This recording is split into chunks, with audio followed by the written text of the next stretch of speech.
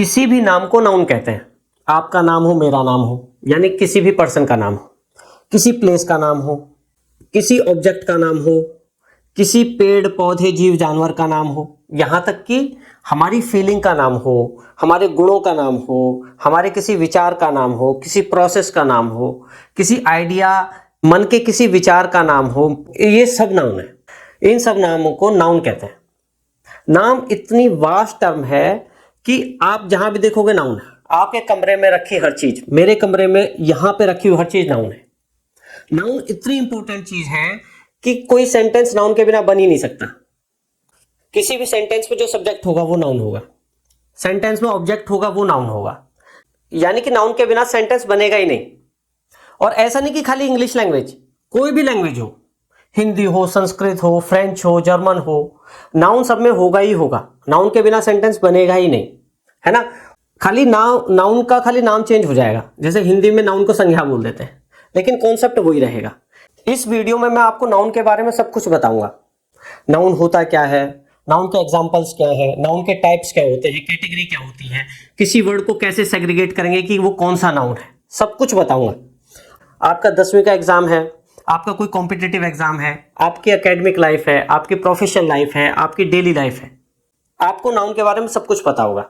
बस आप इस वीडियो को ध्यान से देखना और आखिर तक देखना, ये मेरी गारंटी है। ओके, तो जैसे मैंने बताया कि हर नाम को नाउन कहते हैं। जैसे किसी पर्सन का नेम है, हम एक काम करते हैं, पहले कुछ नाउन्स लिख लेते हैं, जिससे कि जो जो कैटेगरीज आएंगी हम उनको कैटेगराइज करते जाएं। जैसे कि मैंने क्या बोला, किसी पर्सन के नाम को हम नाउन कहते हैं। तो पर्सन कौन हो गया, जैसे राम है, श्याम है, मोहन है ना, ये सब नाउन है। दूसरा, कोई प्लेस, किसी भी प्लेस के नाम को नाउन कहेंगे।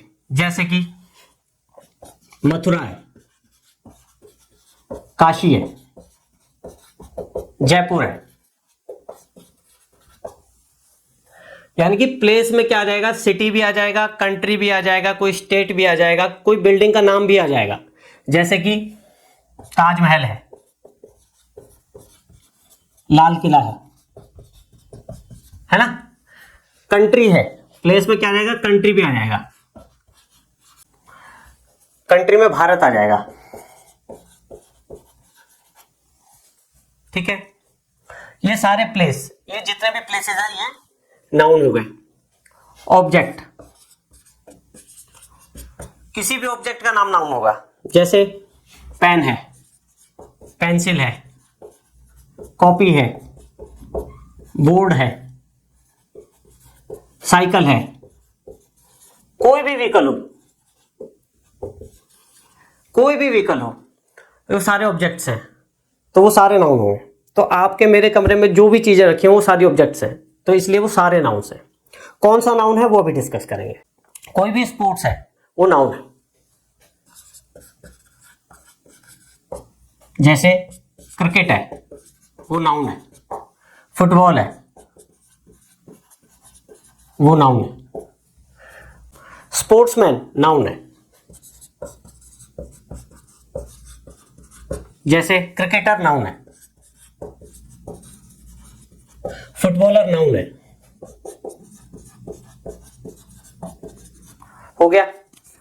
अच्छा, एक हमने क्या बताया था कि जो मन के विचार का नाम भी नाउन है, हमारे गुणों का नाम भी नाम है, हमारी भावनाएं उसका नाम भी नाउन है। जैसे फीलिंग्स कैसी, जैसे हैप्पीनेस है, वो नाउन है। जॉय नाउन है। हेट, घृणा, नाउन है। ठीक है, कोई प्रोसेस है उसका नाम भी नाउन है। जैसे इन्वेंशन है, इवोल्यूशन है।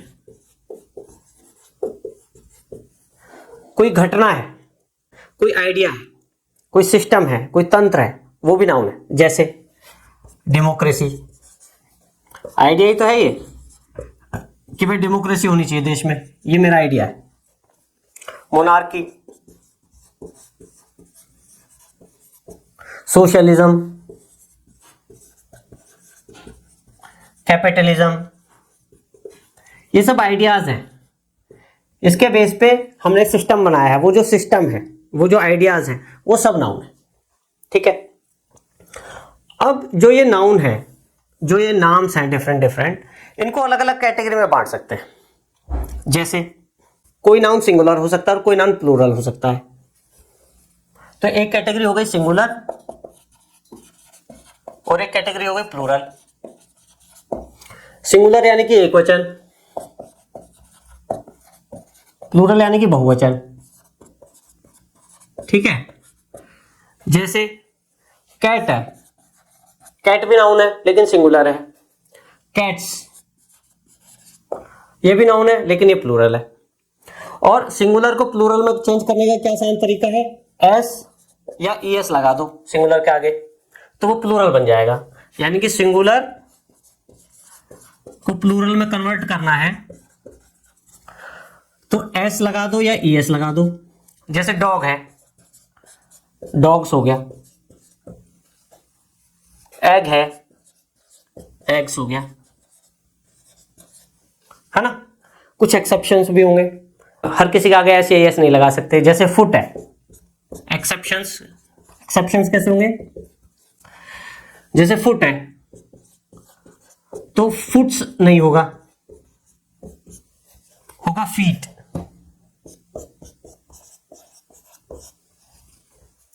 टूथ है तो टूथ्स नहीं होगा, होगा टीथ। टूथ का जो प्लूरल है, टूथ भी नाउन है और टीथ भी नाउन है। टूथ सिंगुलर नाउन है और टीथ प्लूरल नाउन है। लाइफ है, सिंगुलर है, इसमें एस नहीं लगाएंगे, इसमें लगाएंगे, इसका प्लूरल होगा लाइव्स, है ना। कहने का मतलब यह है कि सिंगुलर को प्लूरल में चेंज करने के लिए जनरली एस या ईएस लगाते हैं, परंतु उसके साथ कुछ एक्सेप्शंस भी हैं। ओके, ये मैं मिटा देता हूं। अब एक बहुत इंपॉर्टेंट कैटेगरी आती है नाउन्स की कि जो ये नाउन है वो कॉमन नाउन है या फिर प्रॉपर नाउन है। कॉमन नाउन है या प्रॉपर नाउन है। कॉमन नाउन का मतलब क्या है, जनरल नेम अगर है, अगर जनरल नेम है किसी चीज का तो वो कॉमन नाउन है। कॉमन नाउन मतलब हिंदी में बोलते हैं जातिवाचक संज्ञा। कॉमन नाउन को बोलते हैं जातिवाचक संज्ञा, कॉमन नाउन को बोलते हैं। इसका क्या मतलब है, यानी कि ये पूरी जाति को प्रेजेंट करती है, ये पूरा ग्रुप को प्रेजेंट करती है ना। जैसे एग्जांपल के माने तो पर्सन है, पर्सन कोई भी हो सकता है, किसी भी व्यक्ति के लिए पर्सन यूज करेंगे तो ये हो गया कॉमन नाउन। लेकिन पर्सन में जो राम है वो स्पेसिफिक पर्सन है, श्याम है वो एक स्पेसिफिक पर्सन है, आपका नाम है वो एक स्पेसिफिक आपके लिए यूज हुआ है, मेरा नाम मेरे स्पेसिफिक मेरे लिए यूज हुआ है। तो जो श्याम नाम है, राम नाम है, मोहन नाम है, ये प्रॉपर नाउन हो जाएगा। प्रॉपर नाउन को बोलते हैं हिंदी में व्यक्तिवाचक संज्ञा।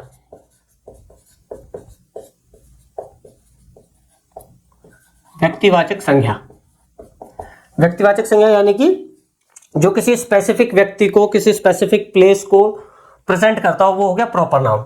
जैसे place is a common noun, लेकिन इस प्लेस तो कोई भी हो सकता है, लेकिन Mathura is a specific place, Kashi is a specific place, तो ये हो जाएगा काशी, ये सारे प्लेसेस हो जाएंगे स्पेसिफिक प्लेसेस हैं, ये हो जाएंगे प्रॉपर नाउन, जबकि प्लेस है कॉमन नाउन। ओके, अच्छा अब जैसे कोई ऑब्जेक्ट की बात करें, ऑब्जेक्ट हो गया common noun. Pen common noun होगा, प्रॉपर नाउन होगा, पेन भी कॉमन नाउन होगा। अगर हम किसी स्पेसिफिक पेन की बात करेंगे तो वो प्रॉपर नाउन होगा। जैसे किसी एनिमल की बात करें, ठीक है, जैसे मैं किसी डॉग की बात करता हूं तो dog is a common noun और प्रॉपर नाउन। डॉग होगा कॉमन नाउन क्योंकि डॉग तो हजारों लाखों है ना। किस डॉग की आप बात कर रहे हैं, आपने घर में कोई डॉग पाला हुआ है, आपने उसका नाम रखा है शेरू, ठीक है, तो वो आप उस स्पेसिफिक डॉग की बात कर रहे हैं, आप अपने शेरू की बात कर रहे हैं, तो वो हो जाएगा प्रॉपर नाउन। डॉग अपने आप में जो वर्ड है वो होगा कॉमन नाउन, और कोई जो स्पेसिफिक डॉग होगा वो हो जाएगा प्रॉपर नाउन।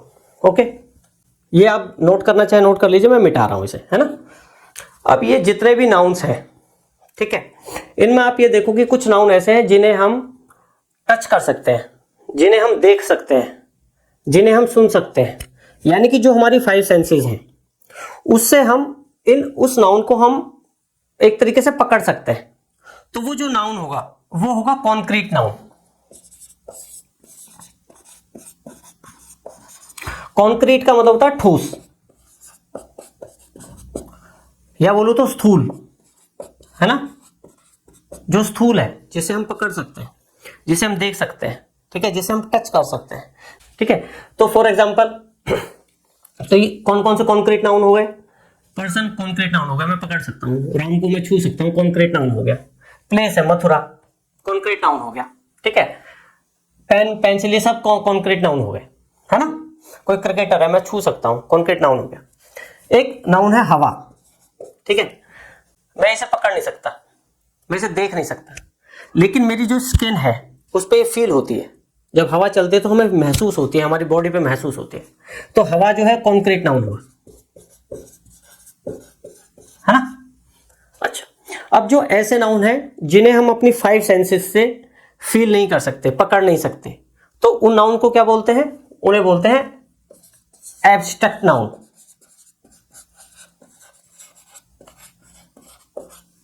हिंदी में बोलते हैं भाववाचक संज्ञा।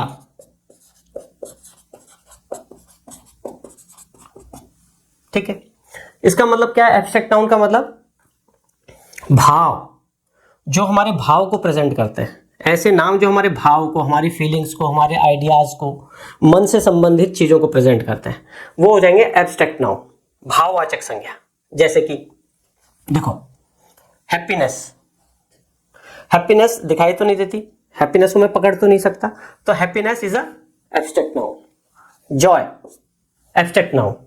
इवोल्यूशन कोई प्रोसेस है, कोई डेवलपमेंट है ना, तो इसे हम पकड़ तो नहीं सकते, टच तो नहीं कर सकते, तो इवोल्यूशन है, वो हो गया एब्स्ट्रैक्ट नाउन। तो एब्स्ट्रैक्ट का नाउन होता है भाव से जो संबंधित है, हमारे माइंड से जो संबंधित है ना, जो हमारे आइडिया से संबंधित है, जो घटनाओं से संबंधित है, वो सारे एब्स्ट्रैक्ट नाउन है। तो ये हमारा डेमोक्रेसी, मोनार्की, सोशलिज्म, कैपिटलिज्म, ये सारे सिस्टम्स हैं, ये सारे आइडियाज हैं, ये हमारे आइडियाज के नाम है, तो ये सारे एब्स्ट्रैक्ट नाउन हुए। ठीक है, तो हमारे कॉन्क्रीट जिनको हम टच कर सकें, जिनको हम देख सकें, जिनको हम सुन सकें, जो हमारी बॉडी को महसूस हो सके डायरेक्ट, तो वो सारे कॉन्क्रीट नाउन हो गए। जो हमारे मन से संबंधित हैं, जिन्हें हम टच नहीं कर सकते, जिन्हें हम हमारी 5 सेंसेस से फील नहीं कर सकते, वो एब्स्ट्रैक्ट नाउन है। ठीक है, अच्छा, अब जो एक कॉन्क्रीट नाउन है, जो ठोस चीज है, उसे हम काउंट कर सकते हैं। तो काउंटिंग के बेस पे 2 नाउन आते हैं, काउंटेबल नाउन, अनकाउंटेबल नाउन, जिसकी हम गिनती कर सकें, वो हो गया काउंटेबल नाउन। जैसे राम एक व्यक्ति है, पर्सन, जैसे पर्सन है, ठीक है, हम बोल सकते हैं कि भाई 4 आदमी गए थे, 6 लड़कियां गई थी, यानी कि काउंटेबल है, तो person is a countable noun. Place countable noun. कोई भी ऑब्जेक्ट है, 4 पेन, 6 पेन, 10 कॉपी, ये सब काउंटेबल नाउन है। ठीक है, अच्छा, अब कुछ ऐसे नाउन है जो हम काउंट नहीं कर सकते, जैसे ये मैं मिटा देता हूं, हवा। जैसे मैं बोलूं पानी, पानी को मैं ऐसे नहीं बोल सकता 2 पानी दे दो, है ना। मैं कैसे बोलूंगा? 1 लीटर पानी दे दो, है ना, इस तरीके से बोलूंगा। 6 पानी दे दो, ऐसे नहीं बोल सकते। ठीक है, तो पानी इज अ अनकाउंटेबल। सीमेंट, मैं ये नहीं बोल सकता 2 सीमेंट दे दो, मैं बोलूंगा दुकान पे जाके 10 किलो सीमेंट दे दो, तो दैट इज अनकाउंटेबल। कहने का मतलब यह है कि जो कॉन्क्रीट नाउन है उसमें कुछ काउंटेबल नाउन होंगे, कुछ अनकाउंटेबल नाउन होंगे। जो नाउन हम वेट करते हैं, मेजर करते हैं, यानी कि वजन से देते हैं, या हम लंबाई में नापते हैं, वो सारे नाउन अनकाउंटेबल होंगे, है ना। और जो हम काउंट करके गिन सकते हैं, वो हो गए काउंटेबल नाउन। अच्छा, जो ये एब्स्ट्रैक्ट नाउन है ना, जो हमारी फीलिंग्स है, जो हमारी आइडियाज है, वो सारे अनकाउंटेबल नाउन होंगे। जैसे हैप्पीनेस है, अब ये नहीं कि मुझे 2 हैप्पीनेस हुई, ये नहीं है कि मुझे 4 हेट हो गई, फीलिंग्स को हम काउंट नहीं कर सकते, तो जो एब्स्ट्रैक्ट नाउन है वो सारे अनकाउंटेबल नाउन्स हैं। ओके, तो हमारा काउंटेबल और अनकाउंटेबल नाउन्स हो गए। ऐसे जो ये कॉन्क्रीट नाउन है, इसमें एक कैटेगरी और होती है मटेरियल नाउन। मटेरियल नाउन कौन से होते हैं? मटेरियल नाम से ही पता पड़ा, जो मैटर्स हैं, जो मटेरियल्स हैं, उन्हें बोलते हैं मटेरियल नाउन। मटेरियल नाउन मैं एक बार ये मिटा रहा हूं। मटेरियल का मतलब क्या है? जैसे हमने सीमेंट का एग्जांपल दिया, लोहे को अगर हम बोलेंगे भाई 10 किलो लोहा दे दो, है ना। तो जो कंस्ट्रक्शन में जो यूज होते हैं, जो नाउन्स कंस्ट्रक्शन में यूज होते हैं, जो मटेरियल जो यूज होता है उसे बोलते हैं मटेरियल नाउन, है ना। जैसे कि सीमेंट है, लोहा है, आयरन बोल दें, स्टील है, ये सारे हो जाएंगे मटेरियल नाउन। तो इसकी खास बात क्या हुई? एक तो ये कॉन्क्रीट नाउन का पार्ट है, ठीक है। दूसरी बात, ये अनकाउंटेबल है। तीसरी बात क्या है कि ये जो नाउन्स हैं, ये जब दूसरे मटेरियल नाउन के साथ मिक्सअप होंगे तो they can change their shape और फॉर्म। जैसे मैंने सीमेंट को पानी के साथ मिलाया, ठीक है, सीमेंट को वाटर के साथ मिलाया, तो water is a uncountable noun, material noun, cement is a also a material noun. क्योंकि ये दोनों ही जब इन दोनों को मिला देंगे तो एक अलग ही फॉर्म बन जाएगी। तो सीमेंट ने भी कुछ और फॉर्म ले लिया, वाटर ने भी कुछ और फॉर्म ले लिया, तो ये दोनों मटेरियल नाउन हो गए। तो मटेरियल नाउन की क्या खास बात होगी?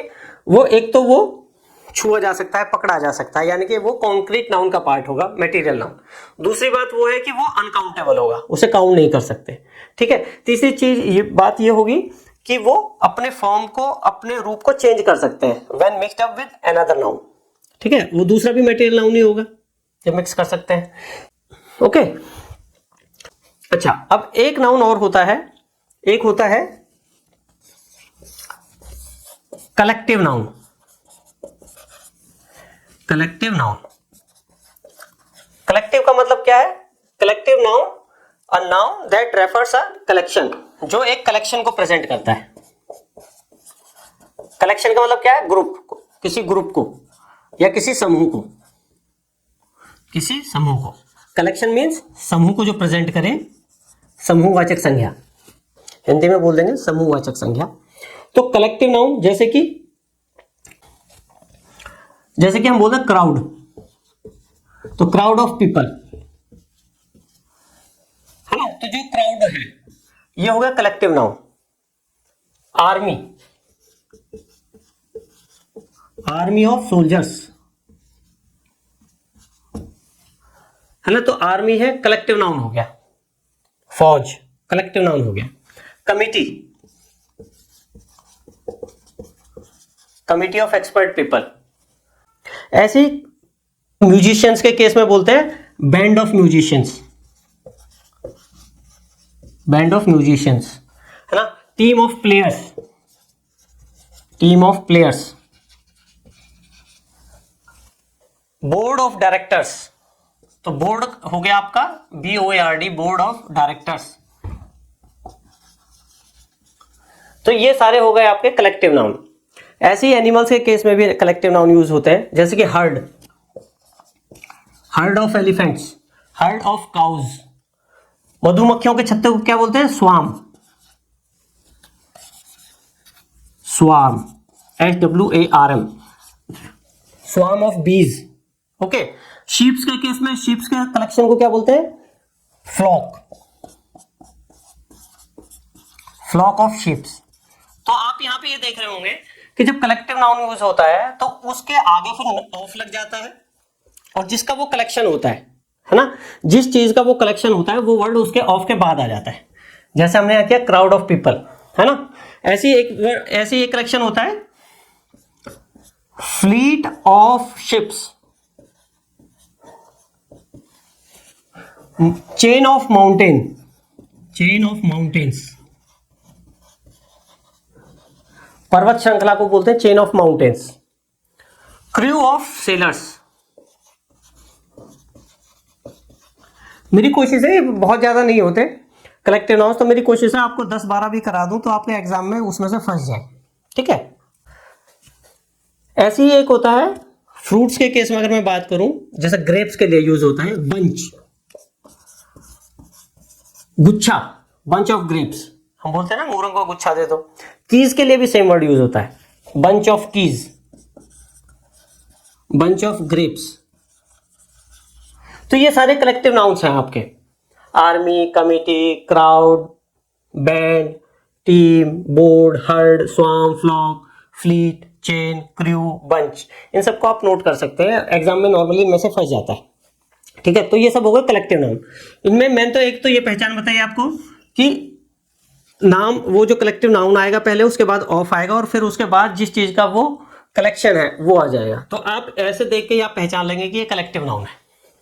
ठीक है, अच्छा, और दूसरी चीज मैंने ये बताई कि जैसे पीपल है ना, तो पीपल तो बहुत सारे हैं, तो वो प्लूरल एक तरीके से वो बहुत सारे का है, लेकिन वो एक सिंगल आइडेंटिटी है उन सब लोगों की, उन सब चीजों की। जैसे फ्लीट्स ऑफ शिप्स है, तो कई सारे शिप्स की वो एक सिंगल आइडेंटिटी बन गई है, इसलिए वो सिंगुलर होगा। तो ये जो कलेक्टिव नाउन है वो सिंगुलर है। कई बार बच्चे कंफ्यूज हो जाते हैं कि वो सिंगुलर होगा या प्लूरल होगा। ओके, अच्छा, अब एक लास्ट में एक नाउन मैं बताता हूं, कंपाउंड नाउन।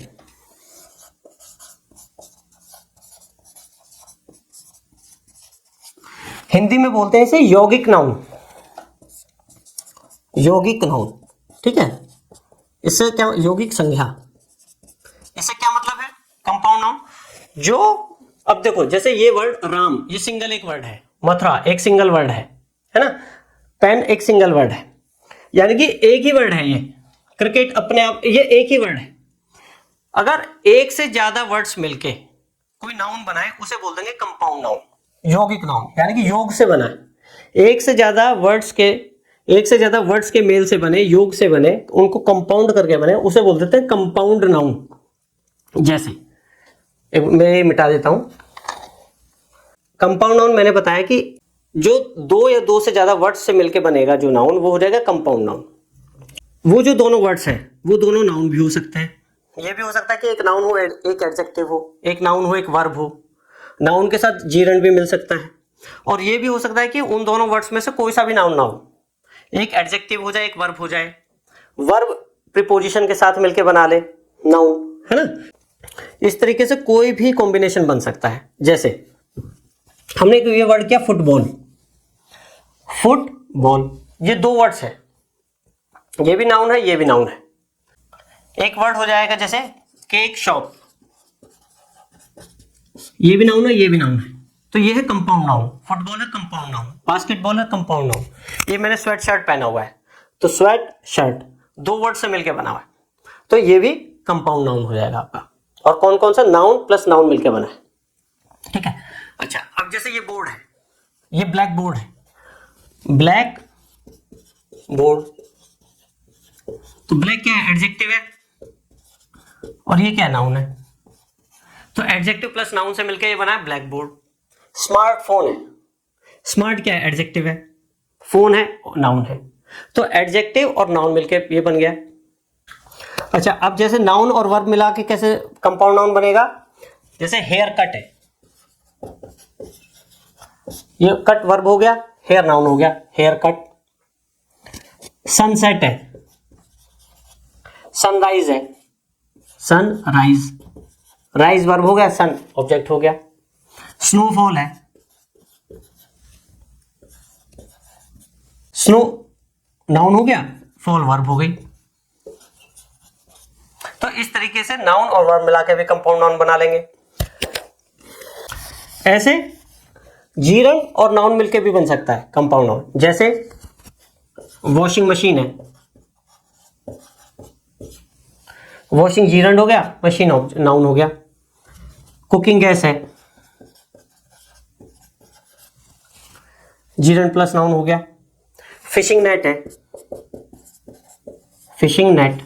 ड्रेसिंग टेबल है, ड्रेसिंग टेबल, है ना। तो ये सारे क्या हो गए, ये जीरंड और ये नाउन, तो जीरंड प्लस नाउन मिलके हो गए कंपाउंड नाउन। अच्छा, अब इसमें जीरंड पहले आ रहा है, नाउन बाद में आ रहा है। ऐसा भी हो सकता है नाउन पहले आ जाए और जीरंड बाद में आ जाए। जैसे रिवर राफ्टिंग, रिवर राफ्टिंग, अब इसमें क्या है, जीरंड बाद में आ गया, नाउन पहले आ गया। कैट वॉकिंग है, जैसे मॉडल्स चलते हैं कैट वॉकिंग। बर्ड वॉचिंग है।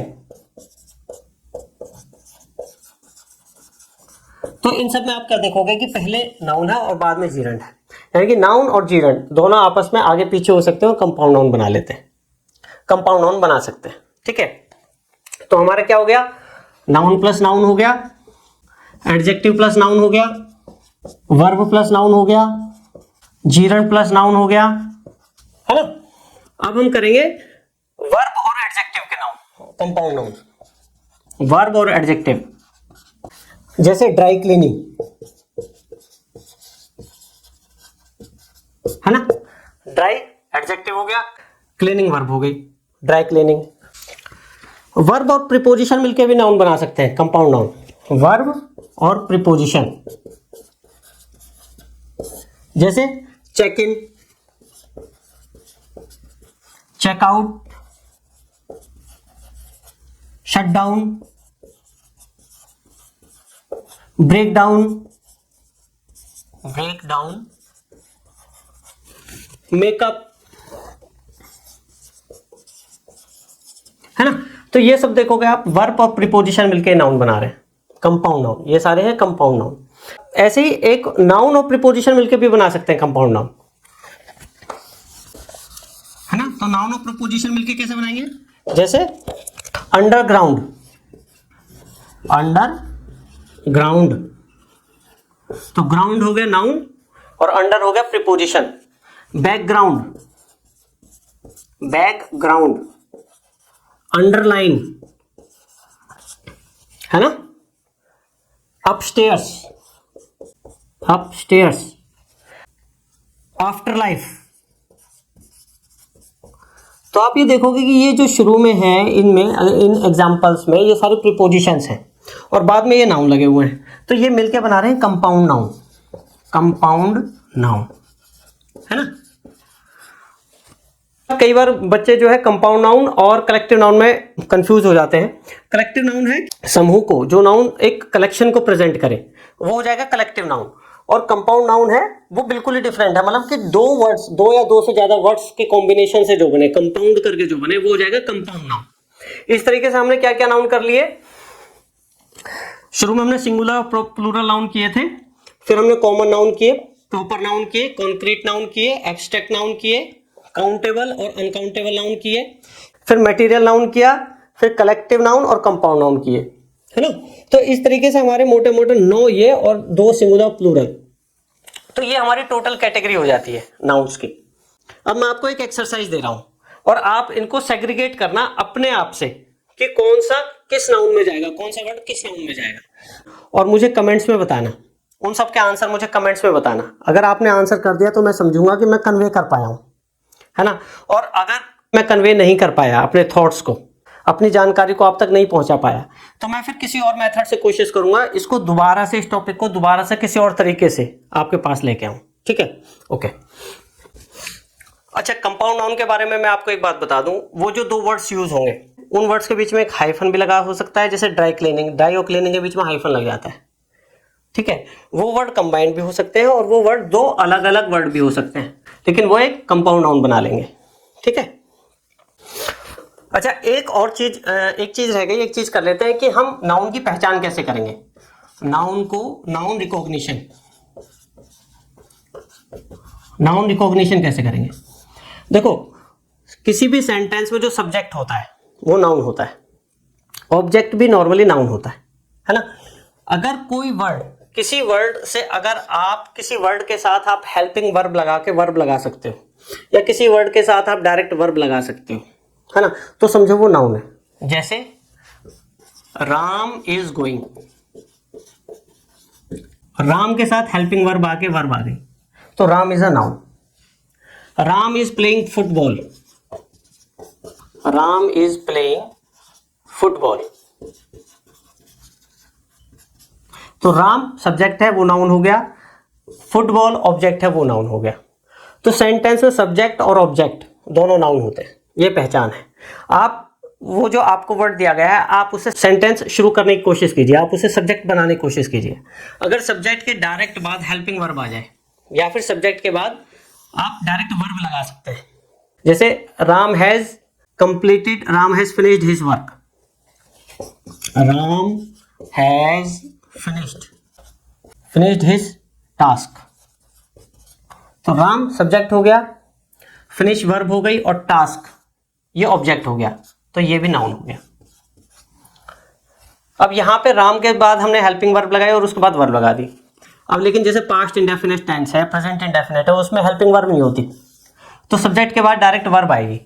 अगर हम किसी वर्ड को उसके साथ हम डायरेक्ट वर्ब लगा पाए, प्रेजेंट इंडेफिनिट या पास्ट इंडेफिनिट टेंस बना पाए या कोई भी टेंस बना पाए और उसके बाद हेल्पिंग वर्ब और वर्ब आए, तो समझ लो वो नाउन है। अगर वो एडजेक्टिव हुआ तो एडजेक्टिव के बाद नाउन आता है। जैसे मैं बोलूं मीठा आम, स्वीट मैंगो, स्वीट मैंगो, तो यहां स्वीट के साथ मैंगो आ गया, तो स्वीट के बाद आप डायरेक्ट टेंस नहीं, सेंटेंस नहीं बना सकते। इसका मतलब स्वीट जो है वो नाउन नहीं है। Sweetness is a noun, sweetness के बाद आप सेंटेंस बना सकते हैं। जैसे sweetness is very important in my life. कहने का मतलब ये है कि अगर किसी वर्ड के बाद डायरेक्ट वर्ब या हेल्पिंग वर्ब लग के वो सेंटेंस बन जाता है, यानी कि वो सब्जेक्ट बन जाता है, तो वो नाउन है, या उसकी वो ऑब्जेक्ट है वो भी नाउन है। ठीक है, अब हम एक्सरसाइज में बात करते हैं। अच्छा, एक बात ध्यान रखना, कोई वर्ड है वो जैसे ये नो नाउन्स है ना, ये मोटे मोटे नो नाउन्स हैं। कोई वर्ड इस कैटेगरी में भी आ सकता है, इस कैटेगरी में भी आ सकता है, इस कैटेगरी में भी आ सकता है। जैसे सीमेंट वर्ड हमने किया था, वो कॉन्क्रीट भी है, अनकाउंटेबल भी है, मटेरियल नाउन भी है ना। तो कोई वर्ड जैसे वो कई सारी कैटेगरीज में आ सकता है, तो आपको वो कोई भी वर्ड जो मैं यहाँ पे एक्सरसाइज में दूंगा आपको वो सारी कैटेगरीज बतानी है कि वो किस किस कैटेगरी में आएगा। ओके, ये 16 नाउन है, आपको ये 16 नाउन, इनमें से ये 9 कैटेगरीज हैं, इन 9 कैटेगरीज में से ये जो नाउन्स हैं ये हमारे किस किस कैटेगरी में आते हैं। आपका ये होमवर्क है, ये आपकी एक्सरसाइज है, ये कमेंट्स करके हमें बताओ। अगर वो कमेंट्स में अगर हमें ये फील हुआ, अगर आपकी फीडबैक आती है कि सर ये अभी बहुत क्लियर नहीं हुआ, तो मैं फिर से आऊँगा, ये सारे वर्ड्स तो मैं करवाऊँगा ही और सारे वर्ड्स भी करवाऊँगा। जो मुझे जानकारी है अगर वो आप तक कन्वे नहीं हो पाई है इस वीडियो में, तो मैं फिर से आऊँगा और आपके बाद किसी और नए तरीके से आऊँगा, अगर ये तरीका अप्रोप्रिएट नहीं हुआ तो। ठीक है, थैंक यू।